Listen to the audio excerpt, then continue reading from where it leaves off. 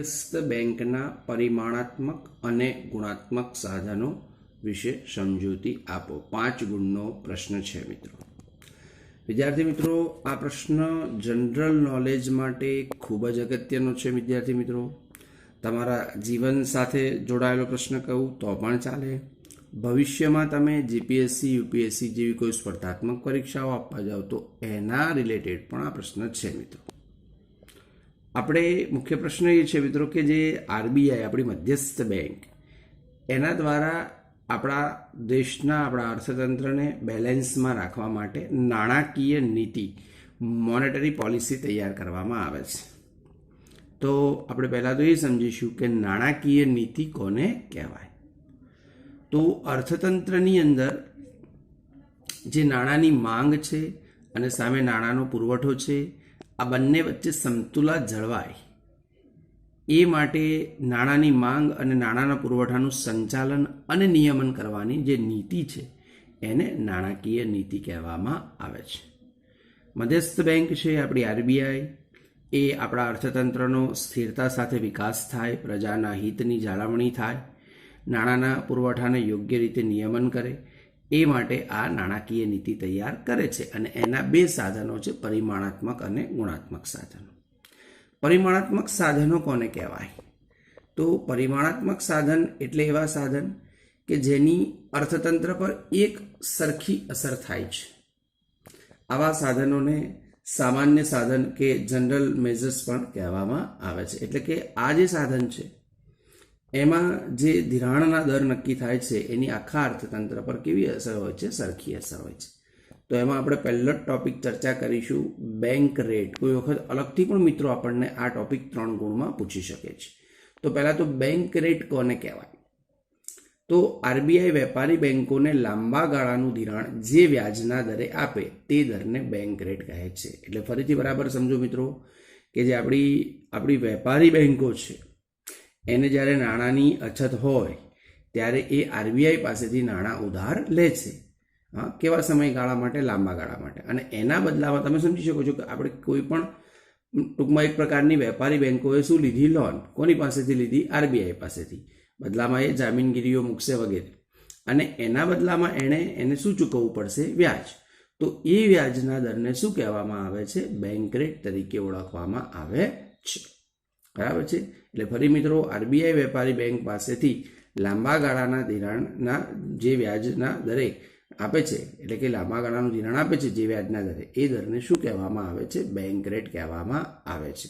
હવે મિત્રો, આરબીઆઈ છે એ હમણાં જ મેં શરૂઆતમાં તમને કીધું કે જે આપણા દેશમાં નાણાંની માંગ અને નાણાંના પુરવઠાનું શું કરશે? સંચાલન.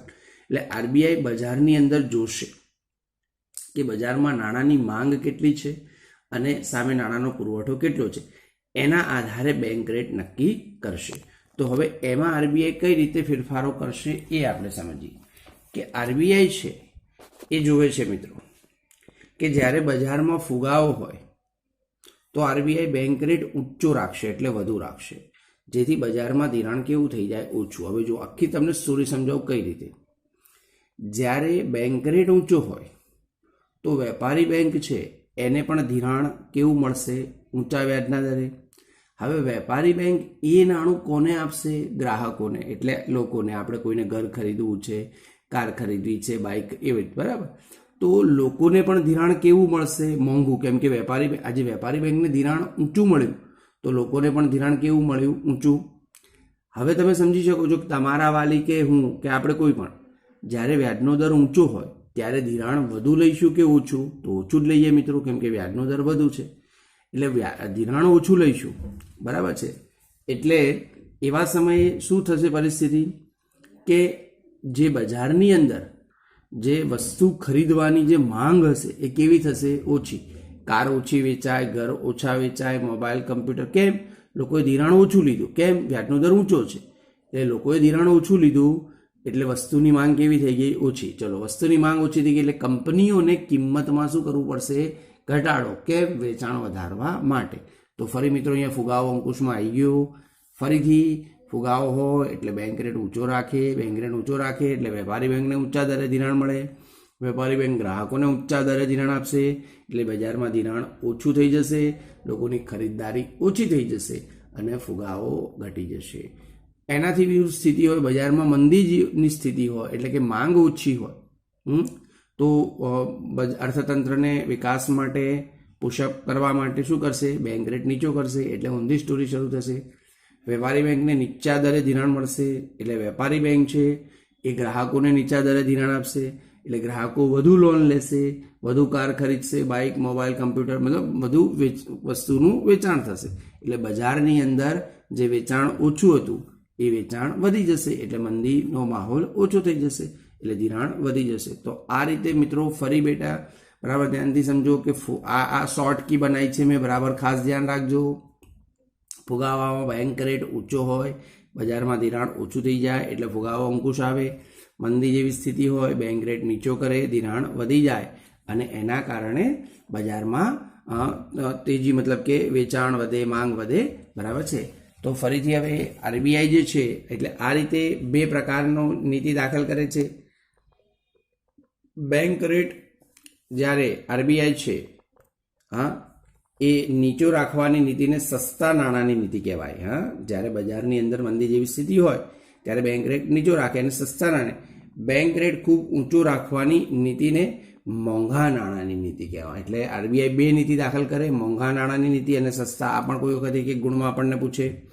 બેંક રેટ કેવા ગાળાનો રેટ છે? તો કે લાંબા ગાળાનો રેટ છે જેને ટૂંકા ગાળામાં બદલી શકાતો નથી. જ્યારે રેપો રેટ અને રિવર્સ રેપો રેટ એ ટૂંકા ગાળાના રેટ છે જેને ટૂંકા ગાળામાં બદલી શકાય છે. હવે પહેલાંના સમયમાં આયોજનના 4 દાયકામાં બેંક રેટનો ઉપયોગ વધુ થતો હતો. હવે અત્યારના સમયની અંદર આરબીઆઈ બેંક રેટ કરતાં રેપો રેટ અને રિવર્સ રેપો રેટનો વધુ ઉપયોગ કરે છે.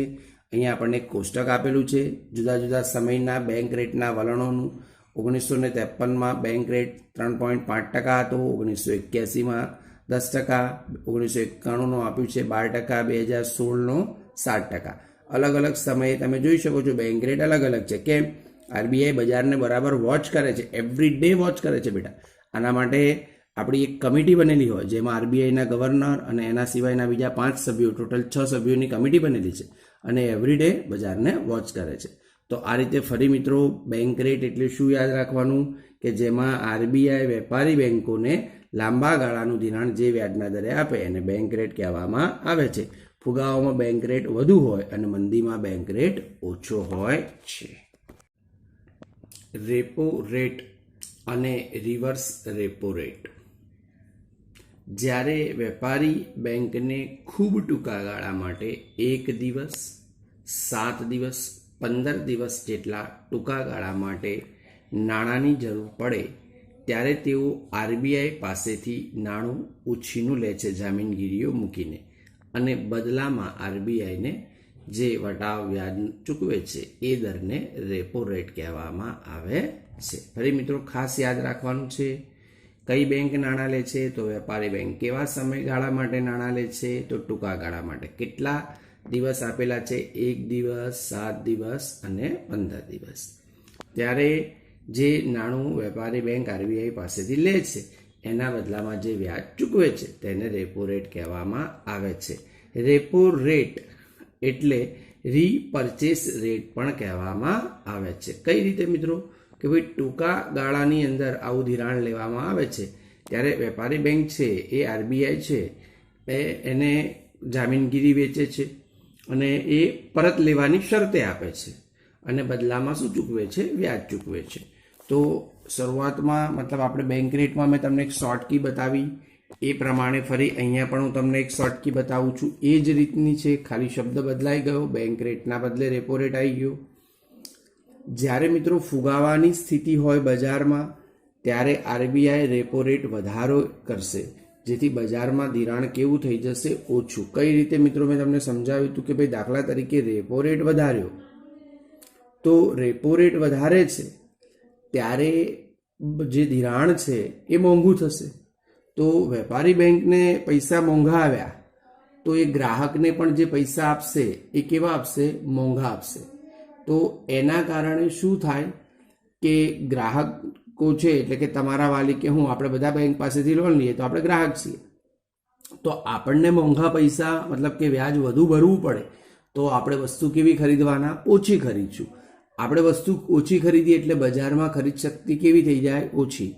વેચાણ કેવું થઈ જાય? ઓછું. તો હવે તમે સમજી શકો છો કંપનીઓએ વસ્તુનું વેચાણ વધારવા માટે કિંમતમાં શું કરવું પડે? ઘટાડો કરવો પડે. થઈ ગયું ક્લિયર મિત્રો? એટલે કિંમત ઘટી તો ફુગાવો અંકુશ આવી ગયો.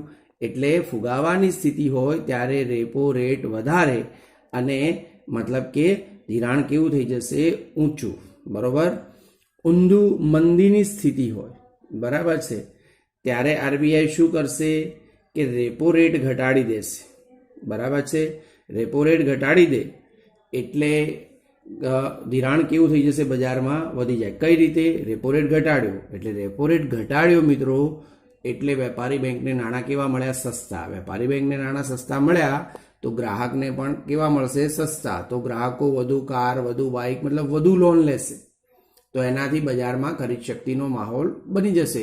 ખરીદ શક્તિમાં વધારો થશે. બજારની સાયકલ જે મંદી તરફની હતી એ ધીમે ધીમે તેજી તરફની થશે.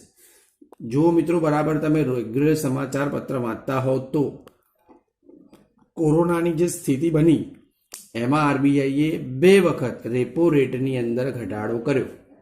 શા માટે? બજારને બૂસ્ટર ડોઝ આપવા માટે, કે જેથી બજારમાં નાણાંનો પુરવઠો વધે, લિક્વિડિટી વધે, લોકો વધુ ખરીદ શક્તિ કરે અને બજાર જે 3-4 મહિના જે લોકડાઉનના ચાલ્યા અને બજાર જે મંદીની સ્થિતિમાં આવ્યું તો એને ફરી રીબેલેન્સ કરવા માટે રેપો રેટને આરબીઆઈએ ઘટાડ્યો છે. બરાબર. તો આ રીતે ફરી મિત્રો શોર્ટકી યાદ રાખવાની, ફુગાવાની સ્થિતિ હોય તો રેપો રેટ વધુ હોય એટલે ધિરાણ બજારમાં ઓછું થઈ જાય અને એના કારણે ફુગાવો અંકુશમાં આવે. મંદી જેવી સ્થિતિ બનતી હોય, રેપો રેટ ઘટાડી દે, ધિરાણ વધી જાય અને એના કારણે બજારની અંદર ખરીદીનો માહોલ બને છે. આ થઈ રેપો રેટની વાત. બરાબર છે. હવે એનું આપણને એક કોષ્ટક પણ આપેલું છે, એ પણ જરા તમને સમજાવી દઉં કે ભાઈ જાન્યુઆરી 2006માં રેપો રેટ તમે જોઈ શકો છો, જો 6.50% હતો. માર્ચ 2010માં 5 છે. પાછું ઓગસ્ટ 2016માં 6.5 છે. તમે જોઈ શકો છો બજારની સ્થિતિના આધારે નિર્ણય લેવાય છે. હા. અને કરંટ આપણા પુસ્તકમાં આપ્યું નથી, આ હાલનું જ્યારે હું તમને સમજાવી રહ્યો છું પહેલાંની નાણાકીય જે નીતિ આપણી છે, અત્યારની કરંટ જે પોલિસી એમાં જે છેલ્લી મિટિંગ થઈને એમાં જે છેલ્લો દર નક્કી થયેલો છે એ આ. તો મેં તમને કહ્યું કે રેપો રેટ ઘટાડેલો છે આરબીઆઈ. કેમ? જેથી કરીને બજારમાં નાણાંનું ધિરાણ મતલબ બજાર નાણાંનો પુરવઠો વધે છે. બરાબર. હવે આપણે ચર્ચા કરીશું રેપો રેટના પછીનો રેટ, રિવર્સ રેપો રેટ. હવે જો મિત્રો ખાસ હું વારંવાર કહેતો હોઉં છું, ગોખશો નહીં, સમજો. રિવર્સ અહીંયા શું થયું છે? બેંક બદલાણી.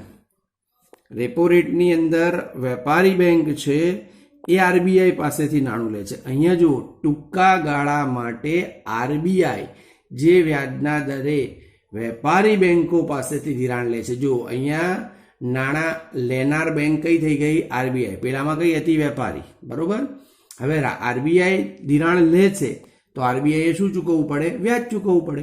એટલે આરબીઆઈ જે વ્યાજના દરે વેપારી બેંક પાસેથી ધિરાણ લે તે દરને રિવર્સ રેપો રેટ કહેવાય. એટલે અહીંયા ગड्डी રિવર્સ છે. કઈ રીતે? બેંક રિવર્સ છે. પેલામાં વેપારી બેંક લેતી હતી, એના બદલે અહીંયા નાણાં લેનાર બેંક આરબીઆઈ છે. બસ આટલું જ તમારે ખાસ યાદ રાખવાનું છે.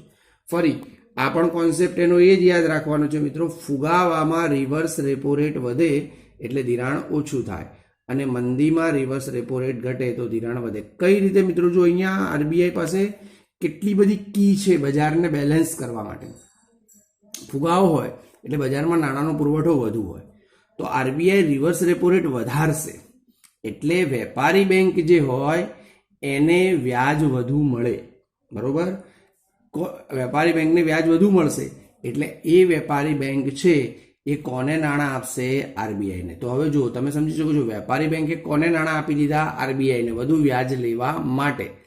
તો બજારની અંદર નાણાંનો પુરવઠો ઓછો આવશે આપણા ગ્રાહકો પાસે. કેમ કે આપણે ગ્રાહકોને કોણ પૈસા આપતું હતું? વેપારી બેંક ધિરાણ કરતું હતું. એ ધિરાણ ક્યાં જતું રહ્યું? આરબીઆઈ પાસે. તો બજારમાં ફુગા અને નાણાંનો પુરવઠો કેવો થઈ ગયો? ઓછો. અને એના કારણે લોકો પાસે ધિરાણ કેવું આવ્યું? ઓછું. તો ધિરાણ ઓછું આવ્યું, ખરીદ શક્તિ ઓછી થઈ ગઈ, કંપનીઓના વેચાણ ઘટી ગયા. તો કંપનીઓએ વેચાણ વધારવા માટે શું કર્યું? કિંમતમાં ઘટાડો, ફુગાવો અંકુશ થઈ ગયો. ઊંધું મંદીની જેવી સ્થિતિ હોય તો રિવર્સ રેપો રેટ ઘટાડી દે. એટલે વેપારી બેંકો જે આરબીઆઈને નાણાં આપતી હતી એના બદલે વેપારી બેંક કોને નાણાં આપશે? ગ્રાહકને આપશે. તો ગ્રાહકને આપશે એટલે બજારમાં ધિરાણ કેવું થઈ ગયું? વધી ગયું. એના કારણે ગ્રાહકોની ખરીદ શક્તિ વધી, બજારમાં માંગનું પ્રમાણ વધી ગયું. તો આ થયો મિત્રો રિવર્સ રેપો રેટ. કી બધામાં સેમ છે, ફુગાવો મંદી બધું કોમન. અહીંયા જે રેટ હોય એ યાદ રાખવાનો છે, બરાબર. ફુગાવો હોય તો વધુ હોય, મંદી હોય તો ઓછું હોય, આ ખાસ યાદ રાખવાનું છે. હવે એના પણ આપણે રેટના આંકડા ચેક કરીશું. રિવર્સ રેપો રેટ છે એ હંમેશા રેપો રેટથી ઓછો તમને જોવા મળશે. જો અહીંયા જાન્યુઆરી 2006માં 5.50, માર્ચ 2010માં 3.50, ઓગસ્ટ 2016માં 6, અહીંયા 3.35. તો આ રીતે આ બંને વચ્ચે તમને ફરક જોવા મળશે. તો આ રીતે મિત્રો રેપો રેટ અને રિવર્સ રેટ કપરા સમયમાં સ્થિરતા લાવવા માટેની જોગવાઈ. પરિમાણાત્મક સાધનોની અંદર આપણે મિત્રો ચર્ચા કરી bank rate, repo rate, reverse repo rate. હવે કપરો સમય. કોઈ પણ જે વેપારી બેંક છે એ વેપારી બેંક સતત કપરા સંજોગોમાં અને નાણાકીય કટોકટી એટલે અછતના સમયે વેપારી બેંક છે એ આરબીઆઈ પાસેથી સરકારી જામીનગીરીઓ મૂકીને નિર્ધારિત દરે ધિરાણ લે છે, જેને માર્જિનલ સ્ટેન્ડિંગ ફેસિલિટી કહેવામાં આવે છે, MSF કહેવામાં આવે છે. અને આ દર રેપો રેટ કરતાં વધુ હોય છે. ફરી મિત્રો વેપારી બેંક નાણાકીય કટોકટીમાં હોઈ શકે. ક્યારે હોઈ શકે? કોઈ વખત એક શબ્દ છે આપણો NPA, નોન પરફોર્મિંગ એસેટ. વેપારી બેંકો જે ધિરાણ કરેલા છે એ ધિરાણ કંપનીઓ ચૂકવવા સક્ષમ ન રહી હોય અને નાદારીની સ્થિતિ ઊભી થઈ હોય અને એવા સમયે બેંકની જે થાપણો છે ફસાયેલી હોય ત્યારે એ નાણાકીય મુશ્કેલીમાં હોઈ શકે છે.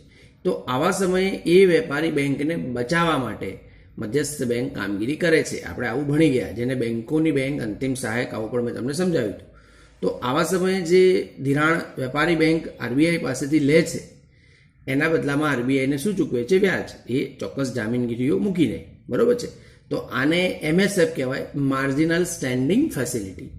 બીજો પોઈન્ટ અગત્યનો અહીંયા એ યાદ રાખવાનો છે કે આ દર રેપો રેટ કરતાં વધુ હોય છે. આગળ જ હમણાં મેં તમને સમજાવ્યું કરંટ, રેપો રેટ 4% છે અને MSF 4.25 છે. કરંટ વાત કરી રહ્યો છું અત્યારની મિત્ર, બરાબર છે. 2016માં આ દર 7% હતો, ત્યારે રેપો રેટ એનાથી ઓછો હતો, બરાબર છે.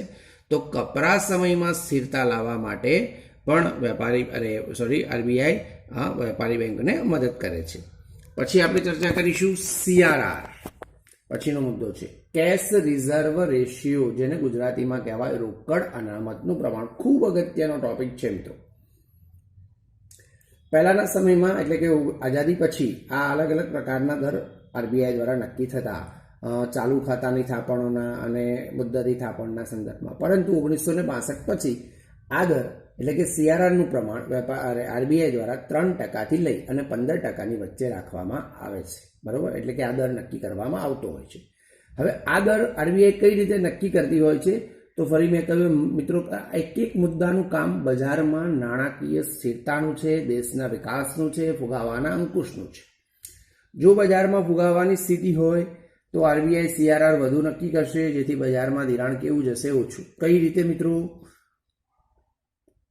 CRR વધુ રાખશે એટલે કોઈ વેપારી બેંક છે એની પાસે જે થાપણ છે, દાખલા તરીકે કોઈ વેપારી બેંક પાસે 100 કરોડ રૂપિયાની થાપણ છે અને CRR દાખલા તરીકે 4% છે, તો એને 4%, 100 કરોડના 4% એટલે કેટલા થયા? 4 કરોડ એ એને અનામત રાખવા પડે આરબીઆઈ પાસે, બરોબર છે.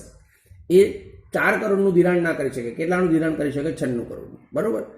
પણ દાખલા તરીકે હવે આરબીઆઈને એવું લાગે કે બજારમાં ફુગાવાની સ્થિતિ છે, તો આરબીઆઈ 4%ના બદલે 5% કે 6% નક્કી કરી. દાખલા તરીકે 6% નક્કી કર્યો, તો 100 કરોડના 6% એટલે 6 કરોડ રૂપિયા એને પહેલા કેટલા રાખવા પડતા હતા? 4 કરોડ. એના બદલે હવે કેટલા રાખવા પડશે? 6 કરોડ. કેમ? CRR વધુ નક્કી કર્યું. તો પહેલા માર્કેટમાં એ બેંક કેટલાનું ધિરાણ કરી શકતી હતી? 94 કરોડનું, બરોબર છે. એના બદલે 96 કરોડનું કરી શકતી હતી. એના બદલે હવે કેટલાનું કરી શકે? 94. એટલે શું? ધિરાણ કેવું થઈ ગયું? ઓછું. CRR વધે તો વેપારી બેંક છે એને વધુ રિઝર્વ રાખવું પડશે, એટલા પ્રમાણમાં બજારમાં ગ્રાહકોને ધિરાણ કેવું આપી શકે? ઓછું. તો એનાથી શાક સર્જનની પ્રવૃત્તિ ઘટશે, મતલબ કે લોકો પાસે નાણું ઓછું આવશે, ખરીદ શક્તિ ઘટશે.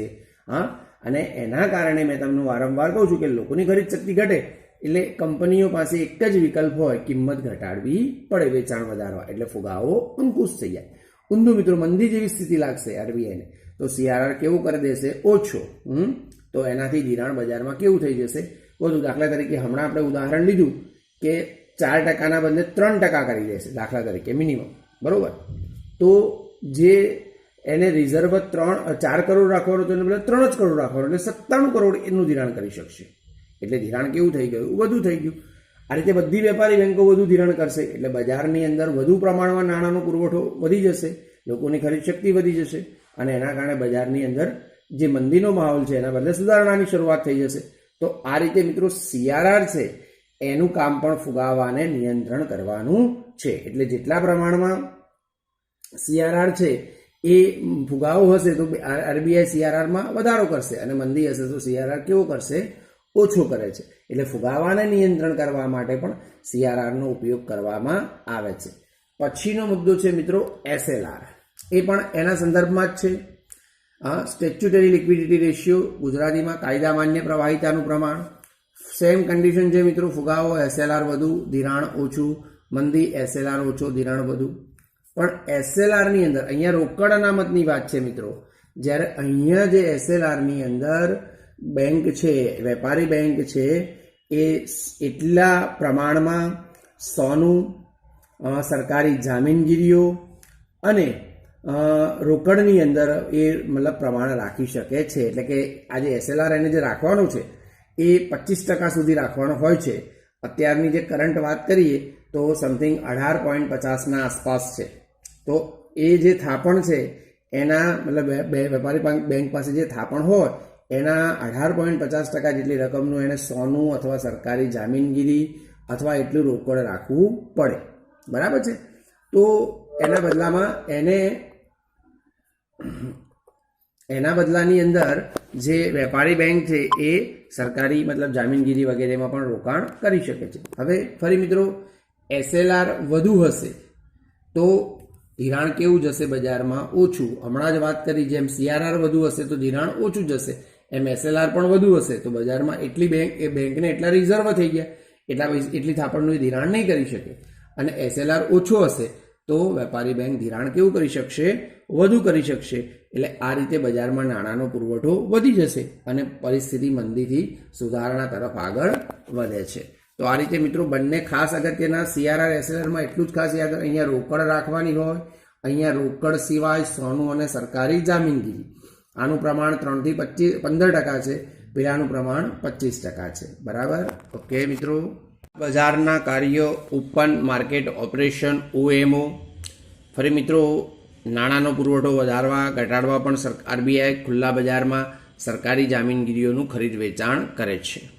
જ્યારે RBI સરકારી પાસેથી જામીનગીરીઓ ખરીદ કરે છે ત્યારે અર્થતંત્રમાં નાણાંનો પુરવઠો વધે છે. કારણ કે તમે સમજી શકો છો અહીંયા ખરીદનાર કોણ થયું? RBI. તો RBI જામીનગીરી ખરીદ કરશે એટલે RBI છે એ કોને પૈસા આપશે? સરકારને, બરાબર. હા, તો સરકાર એ પૈસા ક્યાં લાવશે? અર્થતંત્રમાં. એટલે નાણાંનો પુરવઠો વધે એટલે બજારમાં સુધારણાનો તબક્કો આવે. અને ઊંધું મિત્રો કે જ્યારે ખુલ્લા બજારમાં વેચે ત્યારે નાણાંનો પુરવઠો ઘટે, કેમ કે વેચનાર RBI છે, બરોબર. તો એવા સમયે પૈસા કોની જોડે આવી જશે? RBI જોડે. એટલે બજારમાં નાણાંનો પુરવઠો ઘટી જશે. તો આ રીતે મિત્રો આ કાર્ય પણ ફુગાવા કે મંદીને નિયંત્રણ કરવા માટે કરવામાં આવે છે.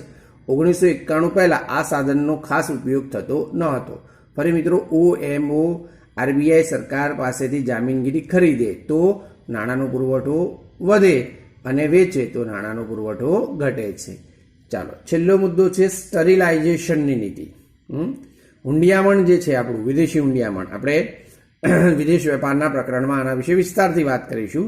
અહીંયા માત્ર આ મુદ્દાના સંદર્ભમાં વાત કરીશું કે આપણા દેશમાં વિદેશી હુંડિયામણ છે, બરાબર.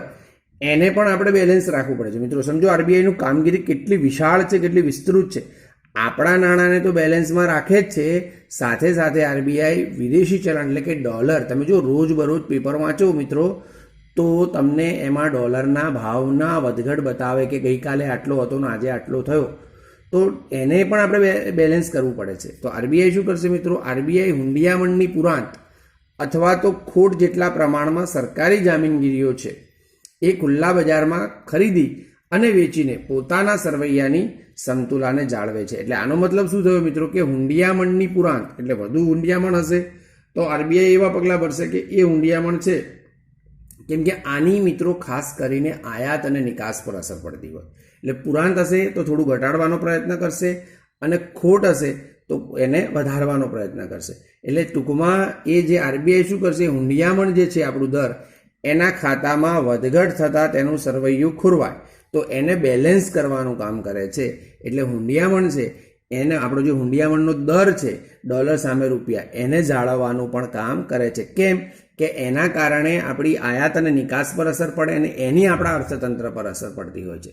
તો આ રીતે આ નીતિને સ્ટરીલાઇઝેશનની નીતિ કહેવામાં આવે છે, જે હુંડિયામણને વધતા કે ઘટતા પ્રમાણના આંચકાથી મુક્ત કરે છે. એટલે અર્થતંત્રને વારંવાર આંચકા ના લાગે, કેમ કે એક્સપોર્ટ ઇમ્પોર્ટ કોઈ પણ દેશની મહત્વની બાબત છે, વિદેશ વેપાર, બરાબર. તો એને પણ બેલેન્સ કરવાનું કામ આરબીઆઈ કરે છે. તો આ થયા મિત્રો પરિમાણાત્મક સાધનો.